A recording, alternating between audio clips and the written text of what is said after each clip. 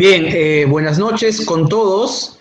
Muchas gracias por acompañarnos en Lima virtualmente y fundamentalmente porque la noche es una noche sanmarquina. Estamos en la Universidad Nacional Mayor de San Marcos en el curso de Historia de la Filosofía en América Latina. Y parte de ese ejercicio de conversación entre estudiantes e invitados, ¿no? Está en presentar a maestros nuestros, ¿no? Los que han ido dejando no solamente resultados, sino también agendas y desafíos. El trabajo de Pablo Guadarrama, el maestro invitado hoy, es muy conocido en América Latina, es un referente notable. Yo lo vengo siguiendo hace muchísimos años, ¿no? Además, no sé si se acordará, pero fue uno de los primeros que nos dio un artículo para Solar, probablemente hace más de 10 años, ¿no? Sí, Solar sí, tiene ya pues 16, 17 años, ¿no? Cuando creo que Pablo todavía estabas en Cuba, debe haber sido más de 10 años entonces, ¿no? sí, por ahí. Probablemente. Sí, Sí, sí, y es alguien que vale la pena preservar en la memoria visual, audiovisual en este caso, y es un invitado que algunas veces ha venido a San Marcos, ¿no? Incluso me he cruzado con él alguna vez que lo estaba saliendo tú con el maestro, eh, argentino maestro, ¿cómo es Hugo Biagini. Con Hugo Biagini, como estaba saliendo con Hugo Biagini, ¿no?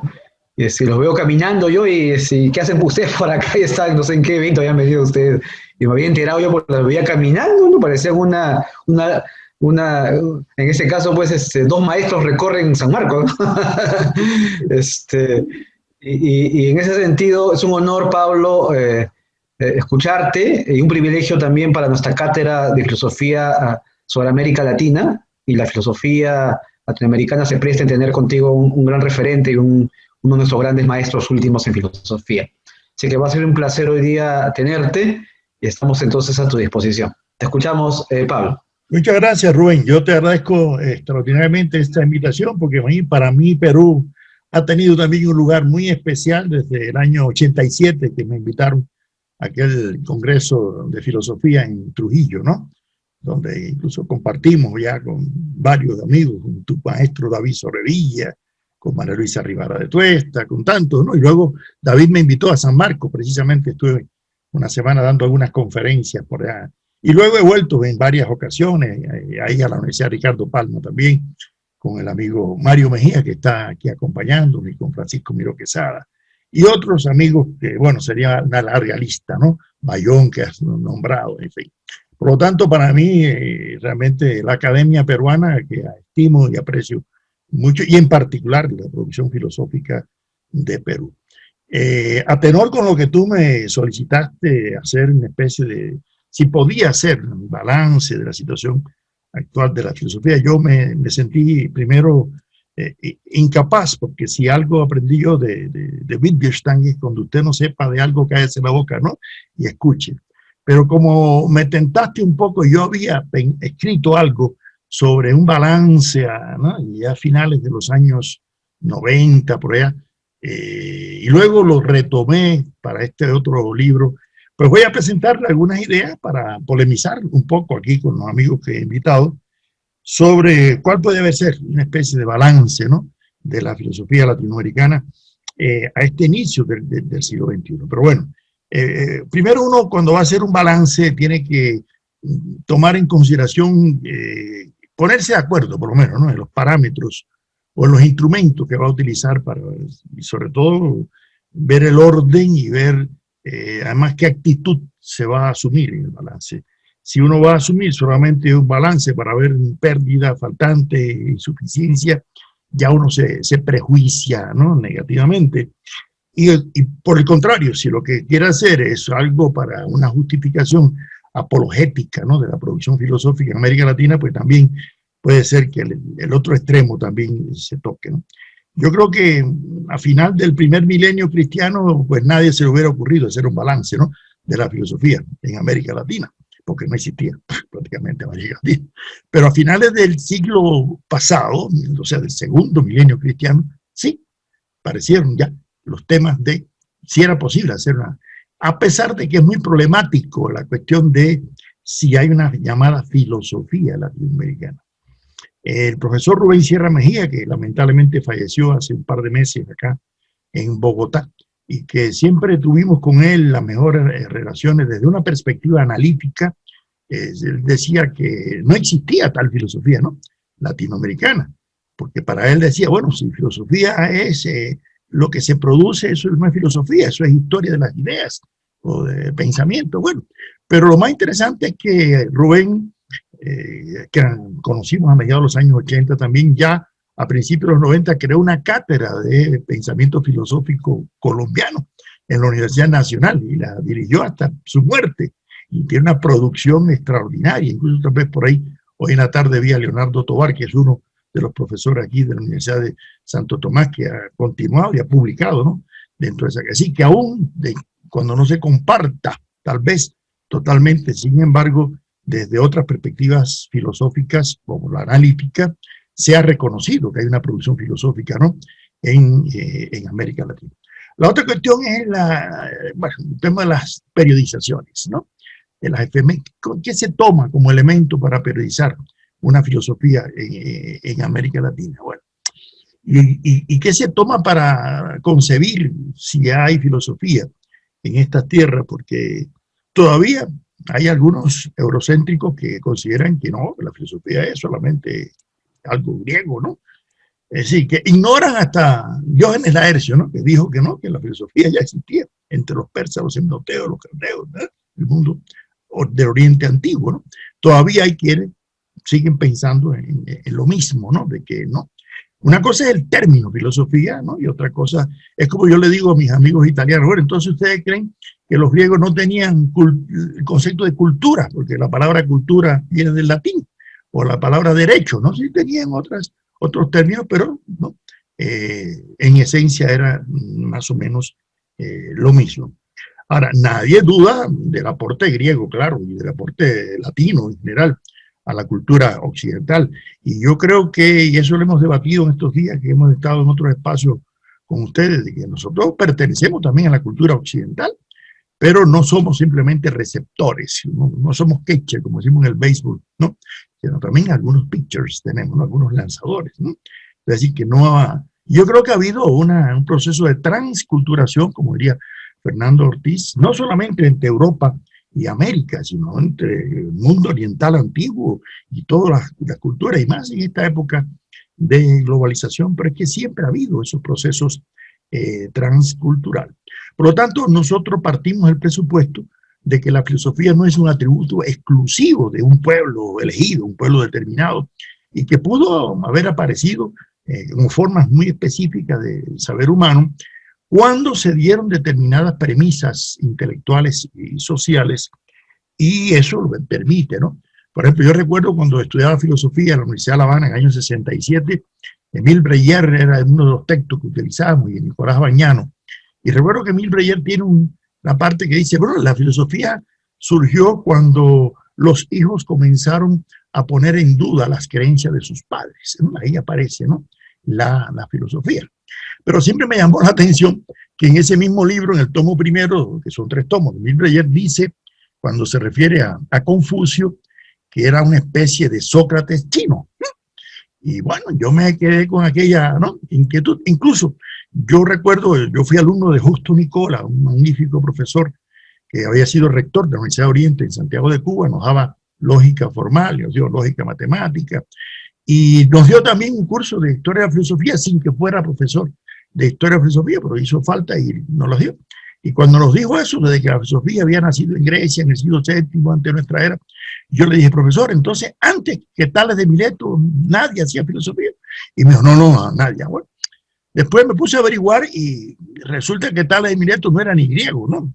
Era jonio, hijo de Fenicio, que se había educado en el Egipto, bueno, y que Aristóteles decía que la filosofía y el episteme habían nacido en el Egipto, bueno, y me empezaron a surgir algunas dudas.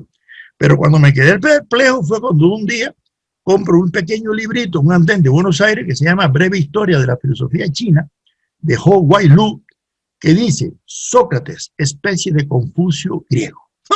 Entonces yo dije, espérate, aquí hay un problema de perspectiva, ¿no? Desde dónde se mire, ¿no? La filosofía. Entonces, porque nadie duda de que los jonios fueron filósofos, Tales, Anaximandro, Anaxímenes, ¿no? Sin embargo, yo no conozco que tengan una epistemología. Yo sé que tienen una cosmogonía, una cosmología, una ética y hasta un pensamiento político, pero un aparato epistemológico de autocorrección, como le exigiría tal vez Salazar Bondi, ¿no es así?, a la filosofía para su rigurosidad y su profesionalismo. No la tenían. Y sin embargo, los presocráticos son considerados filósofos, ¿no? Entonces, ahí viene un debate, ¿no?, que se entiende por filosofía, que es un debate que hemos tenido con el amigo Mario Mejía, ¿no? Si es que caemos en las redes, ¿no?, de los términos griegos y de los términos occidentales, o si, bueno, tenemos una necesidad de hacer una reconstrucción del propio concepto de filosofía para admitir si hubo o no filosofía en los pueblos amerindios, o si hubo o no en los pueblos de otras culturas africanas, ¿no?, de otras regiones. Ahora, lo cierto es que parece que para que exista filosofía sí tiene que haber algunos presupuestos, claro. Un desarrollo del lenguaje, ¿no?, del pensamiento abstracto, ¿no es así?, de una cierta emancipación de las creencias, de la fe, de separarse de las ideologías, sin que se pueda totalmente emancipar la filosofía de las ideologías, porque las ideologías permean. Lo único que siempre he pensado que mientras que las filosofías tienen su poder fundamental en la razón, las ideologías es todo lo contrario, tienen su razón en el poder, ¿no es así? El que tenga el poder mediático, el poder militar, el poder económico, el poder impone, ¿no?, determinado. Y por eso no es muy cierto lo que decía Goebbels, que una mentira repetida 1000 veces se convierta en verdad desde el punto de vista epistemológico, ¿no? Pero sí funciona una mentira repetida 1000 veces, y cuando la gente se lo cree, pues admite como que si fuera verdad. Pero bueno, ya eso no es filosofía, eso es ideología. Yo creo que para que la filosofía fructifique, pues se necesita de determinados conocimientos racionales, de presupuestos también científicos, y una filosofía, o todas las filosofías, realmente tienen que basar sus presupuestos en argumentos racionales y sobre todo en la elaboración de un aparato crítico, ¿no?, de perfeccionamiento nociológico que posibilite someter el análisis más allá de cualquier creencia, más allá, ¿no?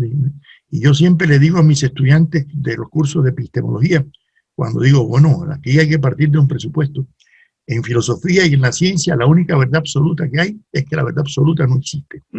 Lo que existen son verdades relativas, históricas, ¿no?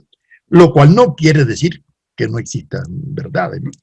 No caer en la trampa que quiso poner Rudolf Carnap en el Círculo de Viena a Maurice Schlick cuando le dijo que no existían verdades, que lo único que existían eran interpretaciones, ¿no?, siguiendo a Nietzsche. Y Schlick le respondió, entonces me estás diciendo la verdad de que la verdad no existe, o es mentira lo que me estás diciendo. Por lo tanto, con un simple argumento lógico le desbarató, ¿no?, el argumento de que la verdad no existiera.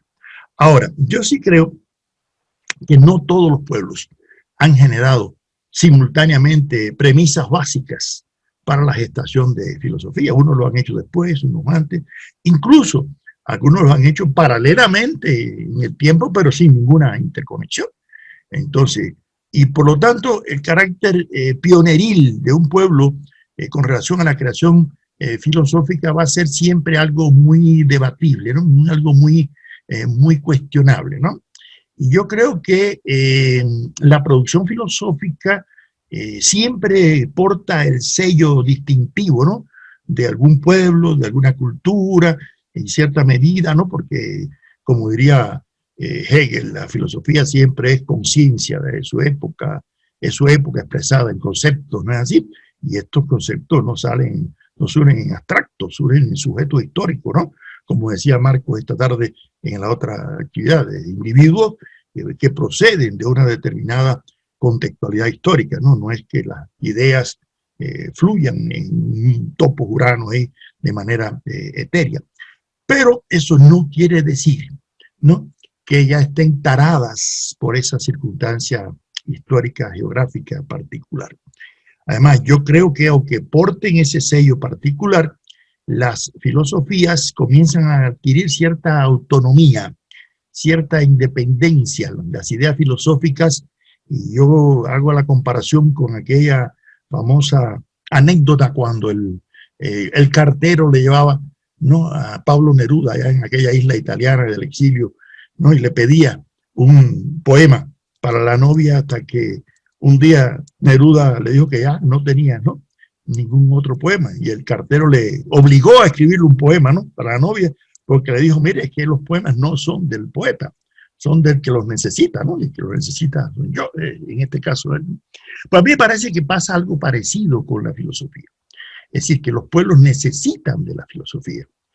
Y el gran venezolano Francisco de Miranda, ya a mediados del siglo XVIII, decía que el pueblo que no cultive la filosofía está condenado a la esclavitud.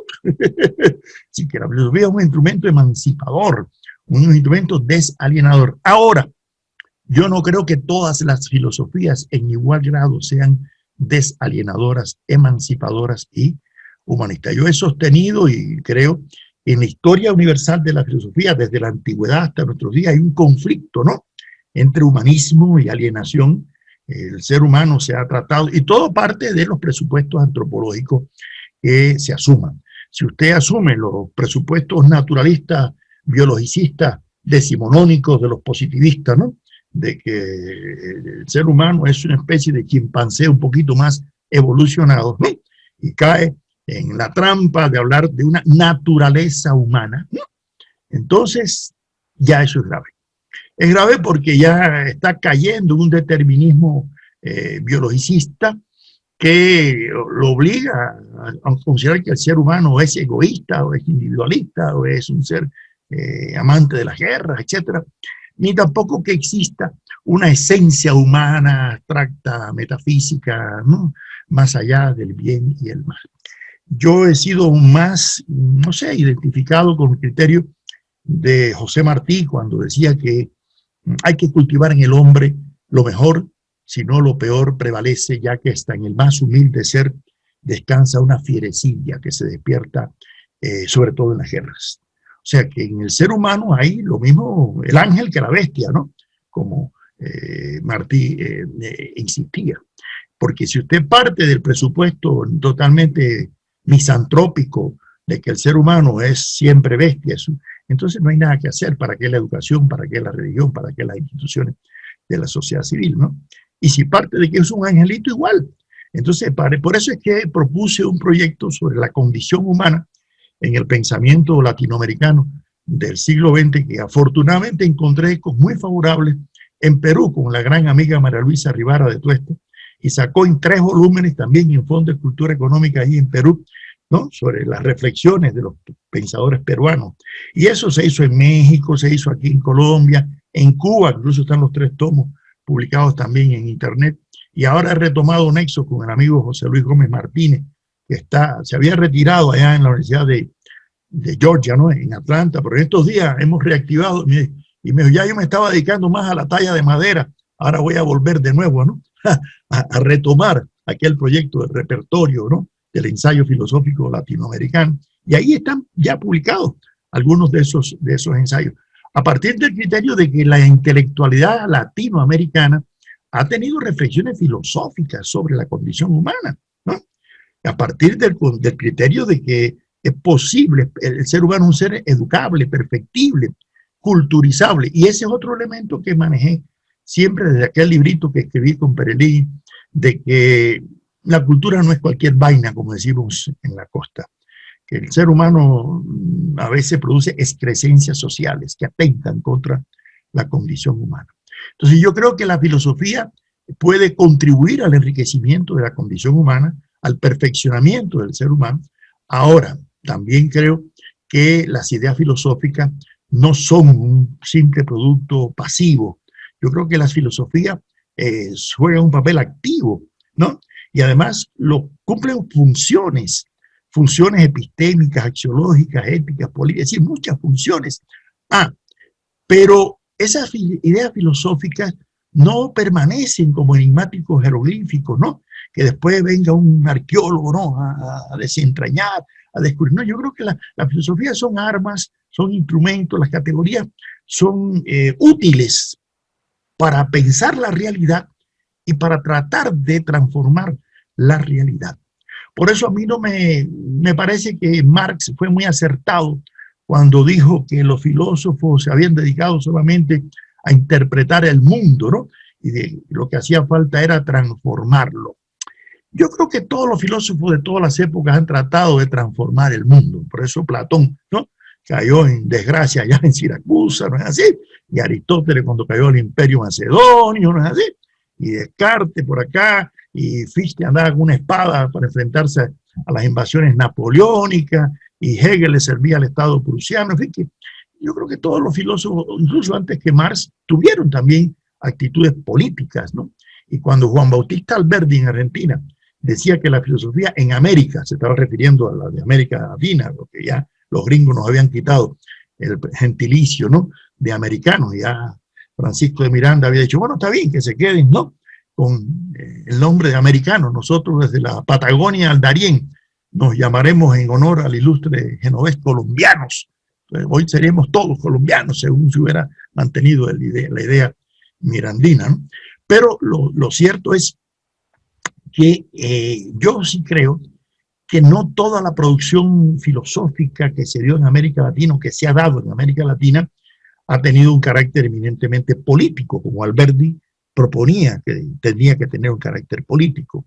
Yo creo que ha habido filosofías que han tratado de distanciarse de lo político, lo cual es una actitud política. Nadie va a pensar que el abstencionismo no es una política. Y por eso a veces he cuestionado algunas actitudes de creer que la filosofía es simplemente investigar qué quiso decir Heidegger cuando dijo qué. Entonces, bueno, eso para mí es filología, no filosofía, ¿no es así? Pero hay algunos que creen que la filosofía es simplemente interpretar a Marx, o a Hegel, o a Heidegger, o a Foucault, y ya, y tratar de saber más de Foucault que Foucault mismo, ¿no? Como yo tengo algunos amigos, ¿no?, hegelianos, que saben más de Hegel que el propio Hegel, ¿no? Entonces, yo no creo que esa debe ser la función. Yo creo que la filosofía, claro que tiene funciones hermenéuticas, pero no se puede reducir a la función, ¿no?, hermenéutica. Yo creo que la filosofía tiene que nutrirse del pasado filosófico, de la historia universal de la filosofía, y no solamente de la historia del pensamiento filosófico latinoamericano, ¿no?, de la historia universal. Nosotros somos tan hijos de Hegel y de Aristóteles y de Platón como de Tomás de Aquino, porque forman elementos sustanciales de la construcción del pensamiento humano. Y nosotros no podemos caer en enfrentar el eurocentrismo con otro etnocentrismo, ¿no? Y caer en el latinoamericocentrismo que cayeron algunos amigos, ¿no?, en los años 70, por allá, cuando estaba el boom de la literatura latinoamericana, ¿no?, y esperaban que viniera el boom de la filosofía latinoamericana. No, yo no creo que ese debe ser, ¿no?, la actitud. Es más, yo coincido un poco, y eso se lo dije un día al amigo Enrique Dussel, cuando descubrí una conferencia de José Vasconcelos en la Universidad de La Habana en el año 1925, que fue a La Habana porque dijo que él no podía morirse sin no llegar a conocer a Enrique José Barona, ¿no? Y Vasconcelos decía que él no admitía una llamada filosofía latinoamericana porque la filosofía debía hacerse con rigurosidad, con racionalidad, con rigor epistémico, y si se hacía en América Latina, bueno, entonces sería por añadidura, como diría Leopoldo Sea, después latinoamericano. Pero lo principal era hacer, y en eso también coincidíamos con Salazar Bondi, ¿no?, la profesionalidad que debe tener, ¿no?, el rigor del análisis filosófico, pero no para que el objeto sea solamente, en este caso, América Latina. Y el otro término que para mí ha sido básico, y que varias veces conversé con Francisco Miró Quesada, porque él fue uno de los primeros que con Leopoldo Sea, ya en los años 40, discutían si la filosofía en América Latina debe ser original o debe ser auténtica. Yo creo que lo más importante no es tanto la originalidad de quien dijo primero, sino la autenticidad, es decir, el valor que tenga, ¿no? Yo coincido ahí con la ranchera mexicana, que no hay que llegar primero, sino que hay que saber llegar, ¿no? Que lo importante es la trascendencia. Lo importante es dónde se dice, cómo se dice, qué impacto tiene, qué valor tiene, ¿no? Y también por esa razón me he cuestionado mucho el tema de los gentilicios y los patronímicos en la filosofía, ¿no? Esto de ponerle gentilicios, ¿no? Incluso yo siendo profesor de historia de la filosofía en Cuba, yo me puse a pensar, digo, ¿y por qué en la antigüedad se usaban tanto los patronímicos de aristotélico, platónico, o tomista, o hasta en la modernidad, ¿no? Cartesianismo, kantismo, hegelianismo.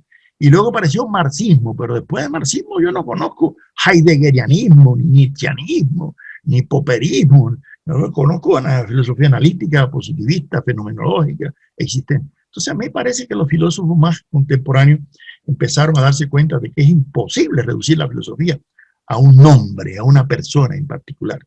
De igual forma me cuestioné también el tema de los gentilicios, porque es que la filosofía no tiene fronteras y nos nutrimos de la cultura filosófica de todas partes. ¿Qué hubiera sido de Kant si no hubiera tenido la correspondencia con Hume? ¿Qué hubiera sido de Hegel si no hubiera tenido Heráclito? O sea, realmente es imposible, ¿no? Que por cuestiones culturales le ponemos ese gentilicio. Bueno, esa es otra cosa. Y por eso me he dado más, y esto también lo debatíamos mucho con Leopoldo Sea y con Arturo Anderroide, que me parecía que era más apropiado hablar de filosofía en América Latina que de una filosofía propiamente latinoamericana, para buscar lo que Marx insistía como la diferencia específica, de la especificidad de una producción de ideas en un momento determinado. Más allá que los términos de latinoamericano, de Hispanoamérica, todo eso es cuestionable. Como creo que es cuestionable también la terminología de Francisco Romero, de los fundadores, ¿no?, de la filosofía, ¿no? Entonces, eso quiere decir que Andrés Bello no era filósofo. O sea, si nosotros desconocemos la producción filosófica de las que nos habló Rubén esta tarde en la época colonial, en Perú, ¿no?, o nuestros filósofos como Félix Varela en Cuba, o José, no eran filósofos, ¿no? Entonces, pensar que otra cosa es la profesionalización de la filosofía en la vida académica, en las universidades. Eso es otra cuestión que no podemos desconocer, pero nosotros no podemos realmente pensar que la filosofía en América Latina comienza su carta de ciudadanía en el siglo XX con la generación, en este caso, antipositivista, que realmente es una generación muy valiosa, indudablemente, pero también la generación positivista, ¿no?, jugó un papel importante en el tránsito hacia nuevas formas, ¿no?, de construir filosofía. Por eso me parece que yo creo que sí, en cierta medida la producción filosófica nuestra está articulada a la cultura occidental, y hablamos de positivismos, y hablamos, pero no de positivismos cualquiera. De positivismo yo digo sui generis porque hubo adaptaciones.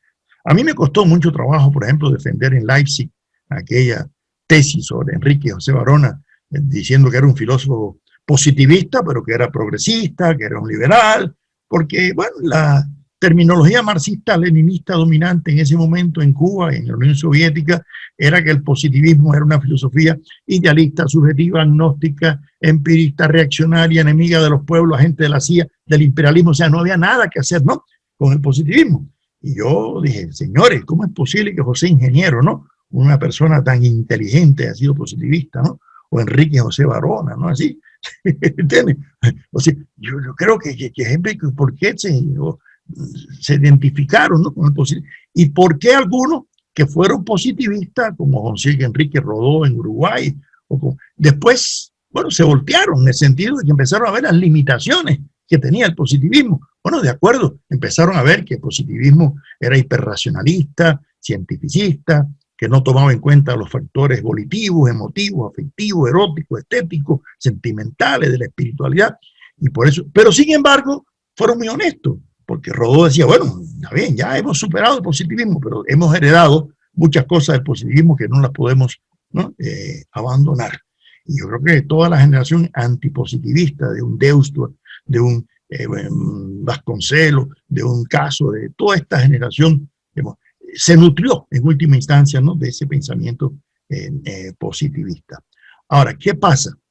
Que yo creo que a veces en la filosofía en América Latina se han producido reacciones nihilistas de negar corrientes de manera absoluta. Y en lugar de predominar aquel criterio de los jesuitas mexicanos del siglo XVIII, como Francisco Javier Clavijero, Francisco Javier Alegre, de ser electivistas, es decir, de tomar elementos valiosos, ¿no?, de las distintas posturas filosóficas, ¿no? Y eso dio lugar a que, por ejemplo, José Agustín Caballero, uno de nuestros primeros filósofos a finales del siglo XVIII en Cuba, decía, no señores, ella era sacerdote, pero hay que ver qué valores hay en el epicureísmo, por ejemplo, que había sido anatemizado por la Iglesia Católica, ¿no? Entonces yo creo que esa actitud electivista de asumir los valores, ¿no? Mire, Lenin en su lecho de muerte le recomendó a su esposa Nadiezhda Konstantinova Krúpskaya que debían reeditar las obras de los ilustrados, fíjense, burgueses, dijo él, porque eran honestos ilustrados burgueses, absolutamente convencidos del valor de sus ideas liberales, ¿no es así? Allá en el siglo XVIII. Claro que en eso llegó Stalin y se fracasó la intención. Pero Lenin decía, había que descubrir los núcleos racionales que hay en ese pensamiento, ¿no? Y por eso cuando Lenin estudió la ciencia de la lógica de Hegel, busquen ahí en cuadernos filosóficos, y dicen, pero esto es idealismo, pero inteligente, más cercano al materialismo inteligente de Marx que al materialismo torpe. Es decir, que Lenin descubrió los valores que había en el pensamiento de Hegel. Bueno, pues nosotros tenemos que asumir la misma postura y no caer en posturas nihilistas respecto a otras posiciones filosóficas con las cuales no podamos totalmente compartir. Yo creo que el primer balance y el problema que se le plantea a la filosofía latinoamericana, si es que vamos a utilizar ya el término, lo podemos usar sin ningún prejuicio, es que si hubo o no una filosofía amerindia. Si podemos hablar de filosofía maya, inca, azteca, ¿no? Bueno, yo creo que es un debate que yo creo que no ha terminado. Nosotros en este trabajo hablamos de un pensamiento prefilosófico que está en el umbral, ¿no?, de la producción filosófica. Quiero decirles una cosa, a mí Leopoldo Sea me contaba que a mediados de los años 50 hubo un congreso en Caracas en que se acordó que no se iba a hablar más de la discusión de si existía o no una filosofía latinoamericana. Es un acuerdo que aparece en acta de esa reunión. Y ha sido estéril, porque en todos los congresos habidos y por haber, vuelve a aparecer el tema de si existe o no existe, ¿no es así? ¿No? Pero hay una cosa interesante. La mayoría de los pensadores nuestros de los siglos XIX no se cuestionaban tanto el asunto. Yo nunca encontré en Barona, por ejemplo, si él se preocupaba, ¿no?, si era una filosofía cubana, una filosofía latinoamericana. Eso no era ni Andrés Bello, ni Juan Montalvo, no, ninguno, ni en Alberti. O sea, no podemos, ese cuestionamiento no existía.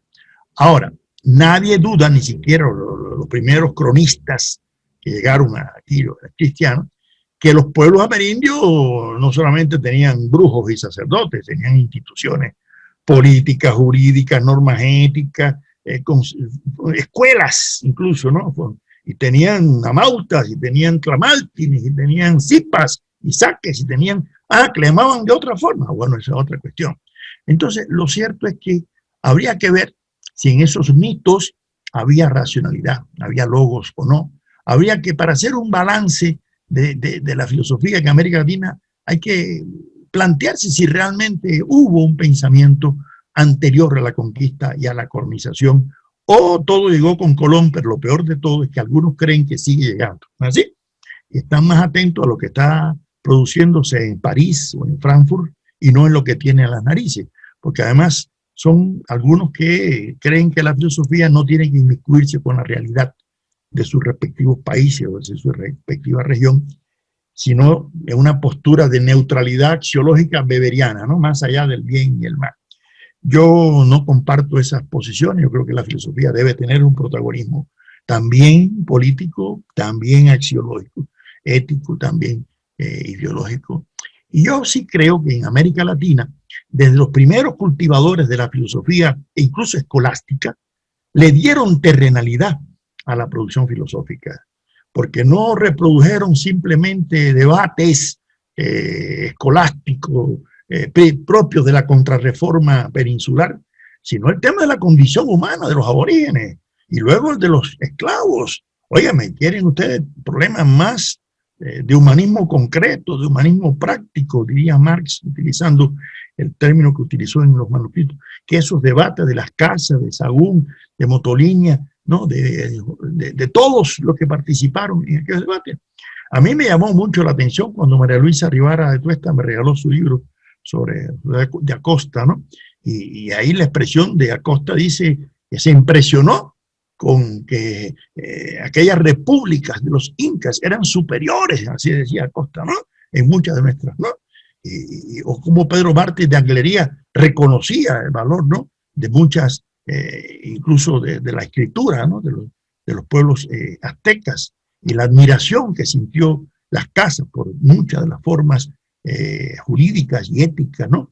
De esos pueblos. Entonces, yo creo que el conflicto que se dio en toda la escolástica latinoamericana y que tendremos siempre que volver a analizar, volver a estudiar, porque yo no creo que la escolástica nuestra, y en eso, además Walter Redmond una vez nos decía en un congreso en México, que los debates que se daban en San Marcos en el siglo XVII y acá en Santa Fe de Bogotá no tenían nada que envidiar a los que se daban en París y a los que se daban en otros países europeos en temas de la lógica. Entonces, ¿qué quiere decir? Que muchos de estos pensadores, como Zumárraga, Briceño, naturalmente, además, hay que ver, por ejemplo, los debates de Sor Juana Inés de la Cruz, ¿no? Con Sigüenza, que son cosas que uno se queda impresionado, ¿no? De la cultura filosófica de aquella mujer, ¿no? La Hipatia latinoamericana, ¿no? Es decir, una mujer que impresionó. Entonces, yo creo que estamos obligados a recuperar eso, pero no para quedarnos ahí, no simplemente para sentir el regodeo de la satisfacción. No, yo siempre digo para situarse por los hombros de esos pensadores, ¿no? Yo aprendí algo de Engels cuando estudiaba en Alemania que nunca lo he olvidado. Y sostuve una defensa de Engels en un debate en México que la mesa la dirigía Adolfo Sánchez Vázquez. Cuando terminamos aquel debate, ya fuera del debate, recuerdo que Adolfo me puso una mano en el hombro y me dijo: Pablo, cuando yo era joven pensaba igual que tú sobre Engels, pero Engels hizo mucho daño al marxismo, ¿no? Bueno, ese debate fue otra cosa. Pero yo de Engels aprendí esto, que la inteligencia es una cualidad fisiológica hasta cierto punto, pero es una cualidad intelectual que hay que ejercitar igual que el músculo. Y la mejor forma para ejercitarla es en el estudio de la historia de la filosofía. No para detenerse en qué se equivocaron los filósofos antiguos o medievales o modernos, sino para ver qué problemas se plantearon, cómo lo resolvieron, qué métodos utilizaron que nos puedan ser útiles para los nuevos temas y los nuevos problemas que nos estamos planteando hoy. Yo creo que esa debe ser la función del análisis de la historia de la filosofía. Pero bueno, cayendo en el tema, en el balance que hice yo a mediados de los años 90 del siglo pasado, yo llegué a estas conclusiones preliminares que las someto ahora al debate, ¿no?, de ustedes. Primero, yo creo que la filosofía ha ocupado un lugar destacado en la evolución de la cultura latinoamericana, en mayor medida, claro, en los últimos tiempos, porque en la época de la escolástica era menor, ¿no es así? Incluso en la época de la Ilustración no tanto, pero bueno, tal vez el concepto de Gauss, de pensamiento, pueda ser más apropiado en cierta medida para determinadas etapas, pero ya no cabe la menor duda de que ha habido una producción de pensamiento filosófico, ¿no? Que no todas las épocas han sido similares, como decía Francisco Larroyo. Sí, hay épocas receptivas y hay épocas creadoras, hay épocas hay épocas de estancamiento, hay épocas de aceleración, hay épocas de crisis, hay épocas de lisis. Bueno, y también la historia de las ideas filosóficas en América Latina lo ha tenido. Yo creo que los pueblos amerindios más desarrollados estuvieron en el umbral de esa producción filosófica, porque creo que el grado de mucha de la elaboración de sus ideas cosmológicas y éticas, así como el desarrollo del lenguaje, la lengua náhuatl, atestiguan que no alcanzaron tal vez el nivel de sistematicidad, de profundidad, de rigor epistemológico que caracteriza a la filosofía, llegaron a ideas realmente impresionantes. Los mayas llegaron al cero, cosa que uno dice, pero ¿cómo? Entonces es un nivel de abstracción de cierta envergadura. Yo creo, en tercer lugar, que la preocupación antropológica por la condición humana de los aborígenes le impregnó de una forma muy sui generis a la escolástica latinoamericana un sello, ¿no? Y esto se mantuvo en ese reformismo electivo que nos habla Isabel Monal, la gran pensadora cubana que a mí me orientó en mis estudios iniciales sobre el positivismo en Cuba. Y sobre todo en el llamado segundo eclecticismo de que hablaba Gauss en América Latina, y que abrió las puertas a una filosofía moderna, renovadora de la escolástica, pero que surgió del propio seno, ¿no?, de la escolástica, y que ayudó incluso a preparar la maduración de la conciencia emancipativa de los pueblos de América Latina, sobre todo en el periodo, ¿no?, de la Ilustración. En cuarto lugar, yo creo que los sacerdotes que cultivaron la filosofía durante el predominio de la escolástica no redujeron su labor a una reproducción de la escolástica europea. Yo creo que muchos problemas de la circunstancia americana se reflejan en esa originalidad de su pensamiento en debates, ¿no?, muy particulares que ahora no tengo por qué detenerme. En quinto lugar, yo creo que los pensadores latinoamericanos que se han destacado desde la Ilustración han estado muy al tanto del desarrollo de la ciencia, ¿no? Y muchos han combinado incluso la labor filosófica, ¿no?, con el cultivo de algunas disciplinas científicas. Si uno toma los 5 tomos de filosofía de Félix Varela, verán que uno está dedicado a la física, a la mecánica, a la química, ¿no?, a la biología, porque así concebían todavía a principios del siglo XIX, ¿no?, la filosofía. Que a la vez lo han combinado con bellas formas de expresión literaria y que le ha dado cierta carga estética. Bueno, eso también se da en el caso de la filosofía griega con Platón, o la alemana con Nietzsche, escribían de forma poética, bella, ¿no? Y además cultivaban el mito, porque como decía Aristóteles, el mito, los filósofos son muy amantes del mito, ¿no? Entonces, conclusión, yo no creo que vamos a estigmatizar la producción filosófica latinoamericana porque a veces haya tenido esa carga estetizante. Pero además, habría también que cuestionarse hasta qué medida la filosofía en América Latina solamente se ha manifestado por los que tenemos títulos de doctores de filosofía, o la filosofía se ha expresado en la literatura, en la poesía, ¿no? En un buen sermón, no cualquier sermón, ¿no es así? No en cualquier leguleyo, pero sí en determinados argumentos jurídicos, ¿no?, y políticos. ¿Y por qué no podemos hablar de filosofía en Borges, en García Márquez, ¿no es así? ¿No? En tantos literatos que creo que han aportado también ideas de un valor filosófico. Creo que la mayor parte de los pensadores latinoamericanos que se han caracterizado por una posición más auténtica han vinculado su labor a una preocupación política y exigencias históricos sociales. Han sido intelectuales orgánicos muy comprometidos en su época, ¿no? Ahora, yo no creo que los filósofos latinoamericanos, en séptimo lugar, se han identificado así de manera absoluta y fidedigna con una escuela o con un filósofo, ¿no? Yo creo que siempre ha prevalecido cierta heterodoxia, ¿no?, que le ha permitido elaboraciones propias, evoluciones significativas, que a veces dificultan, ¿no?, las clasificaciones y exigen mejores periodizaciones, ¿no? Y sobre todo, la determinación de la especificidad, además de la evolución de estos pensadores.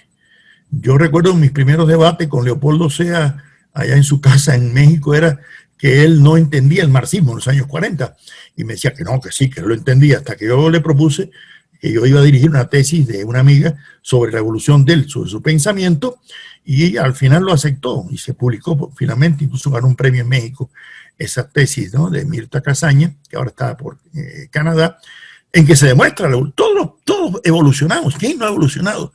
Bueno, pues lo mismo pasa con Francisco Miro Quesada, con Arturo de Roy, con esas grandes personalidades, como Enrique Dussel lo ha reconocido no recientemente, que él no tenía ni idea, ¿no? En los años 70, ¿no? Del pensamiento marxista. Recuerdo cuando aquella vez me escribió aquella carta diciendo: el marxismo que yo critico no es el de Marx, sino el de Konstantinov. Y yo le digo: bueno, pero es que ese no es el marxismo, es el constantinovismo, si acaso, ¿no? Bueno, yo creo que de la misma forma que ha habido un eclecticismo, una ilustración, un positivismo sui generis y hasta un marxismo sui generis, como el caso de Mariátegui, ¿no? En particular, nosotros podemos hablar de que América Latina ha generado formas de filosofía, como el caso de la filosofía de la liberación, y han hecho propuestas intelectuales de cierto valor, ¿no? Que yo creo que se demuestran en la obra de Dussel, de Horacio Ceruti, de Alejandro Serrano Caldera, de muchos otros pensadores. Ahora, yo sí considero que en América Latina ha habido una lucha permanente entre ideas humanistas y desalienadoras que se ha enfrentado a formas de conservadurismo y a formas de alienación, y me parece que lo mejor del pensamiento filosófico latinoamericano se ha caracterizado por emanciparse de la tutela de imposiciones, incluso no solamente de la escolástica, bueno, del propio positivismo, ¿no? Como lo hizo José Martí o como lo hizo la generación antipositivista. Esas fueron unas conclusiones preliminares que yo elaboré a mediados de los años 90. Ya a principios de este siglo le añadí estas otras conclusiones que someto a la consideración de ustedes. Primero, yo creo que en la misma medida en que la filosofía se ha convertido en una actividad cada vez más profesional y más autónoma, diferenciada de otras producciones intelectuales, aunque por supuesto en relación con esas otras producciones intelectuales, ha incrementado sus niveles de rigor expositivo y de reconocimiento académico. Esa es una característica que creo tiene la filosofía contemporánea en América Latina. En 11º lugar, yo creo que la intención de ofrecer un tratamiento a la filosofía, a veces con las mismas exigencias del saber científico, ha conducido a errores de los positivistas, marxistas, fenomenólogos, analíticos, ¿no? Que se han esforzado en tratar de verla simplemente como una ciencia, ¿no?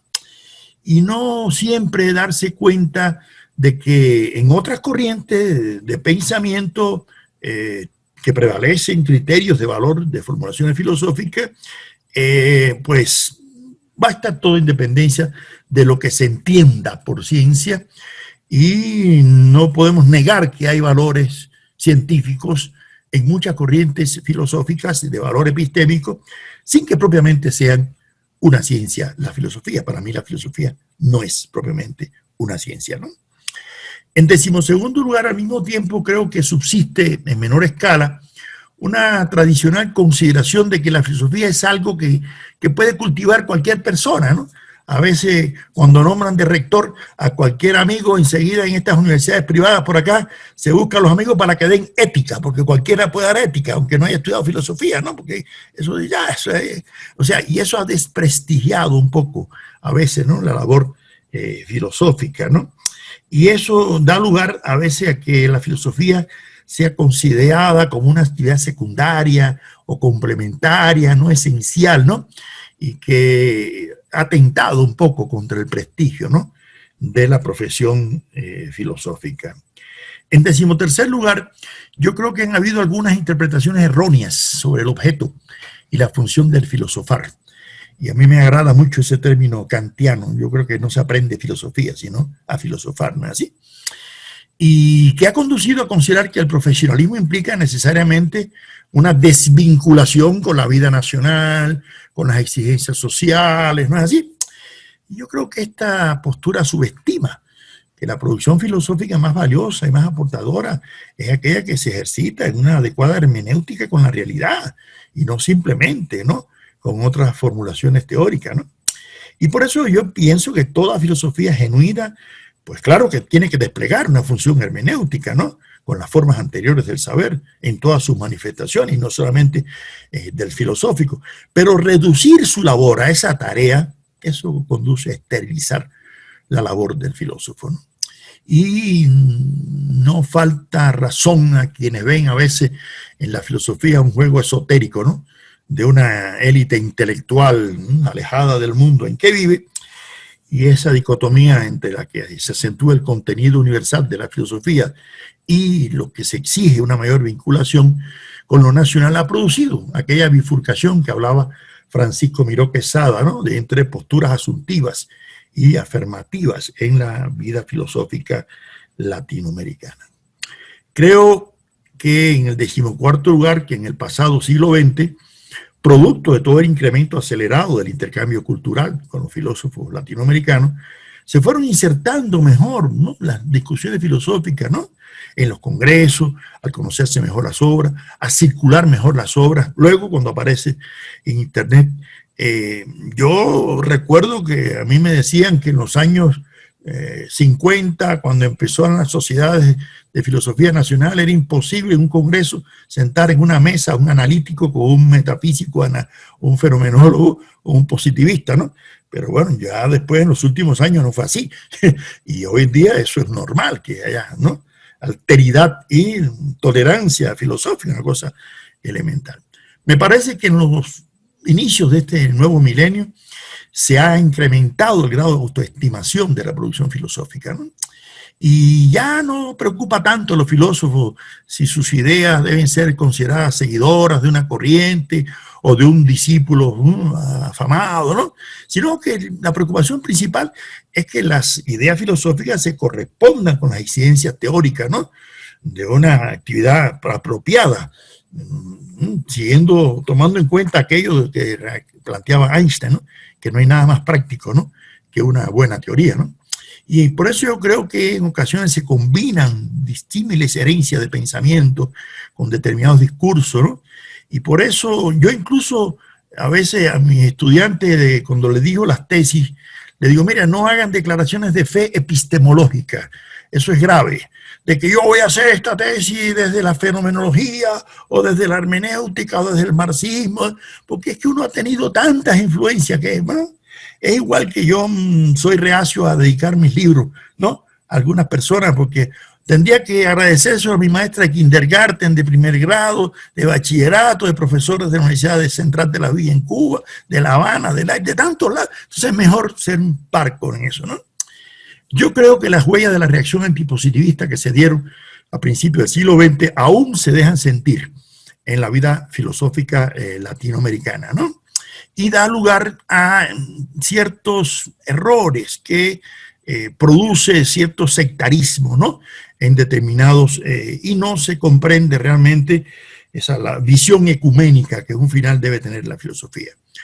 Creo que las ideas filosóficas que se han elaborado en América Latina han llegado a tener un mayor reconocimiento mundial, ¿no?, sobre todo figuras como Mario Bunge, ¿no?, que han sido capaces de debatir con los grandes, con Popper, con Habermas, con Ricoeur, con todas las grandes, con Russell, con todos, ¿no?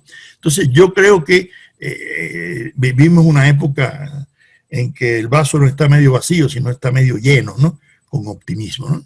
Y yo creo que en proporción directa a las investigaciones que se han ido demostrando la riqueza de la vida filosófica latinoamericana durante la época colonial, ¿no?, y contemporánea, hoy en día ya no es nada difícil encontrar que en universidades europeas o norteamericanas se estudie la vida filosófica, ¿no?, de América Latina y se vean cuáles son algunas de estos pensadores, de estas figuras.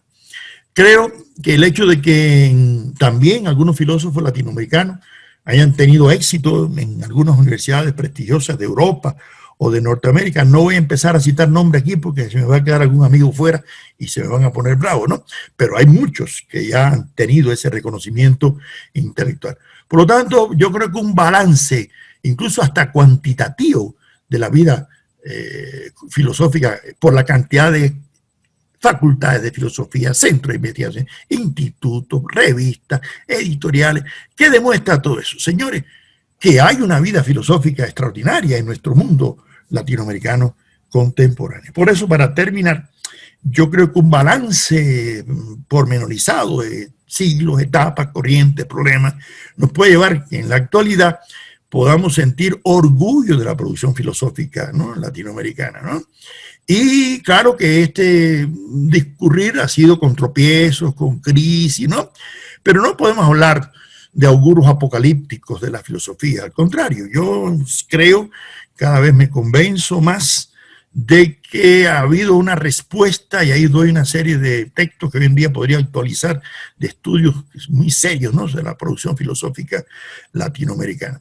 Y me parece que cada vez más hoy los filósofos de América Latina, independientemente de la postura filosófica en la cual se han formado, piensan con cabeza propia. Y creo que nosotros como profesores de filosofía en nuestra universidad estamos obligados a crearle en esas nuevas generaciones la idea de que tienen que ser superiores a sus profesores. Y como yo les digo, aprender a dudar, porque a la universidad se viene a aprender a dudar, ¿no? A creer se va a la misa el domingo, ¿no? Lo que pasa es que en algunos lugares dudar es medio peligrosito. Aquí mis estudiantes de la Universidad Nacional de Colombia ponen a cada rato un grafiti: pienso, luego estoy en peligro de dejar de existir. ¿Por qué? Porque en algunos lugares pensar es algo que atenta contra el establishment y atenta contra los poderes existentes. Por lo tanto, yo creo, para concluir, que podemos llegar al balance final de que hemos tenido una vida filosófica en su mayoría auténtica. Yo no creo que todos y cada uno de los filósofos cumpla con ese requisito. En su mayoría humanistas, en su mayoría desalinadores, en su mayoría cargados de optimismo epistemológico, de confianza en el papel de la ciencia, de confianza en la humanidad, ¿no? Aunque nos han faltado, claro, agnósticos y eclécticos y misántropos y misóginos de todo tipo, pero esa no ha sido la tendencia fundamental. Esa yo diría que es, o son algunos de los rasgos que someto ahora al debate de ustedes.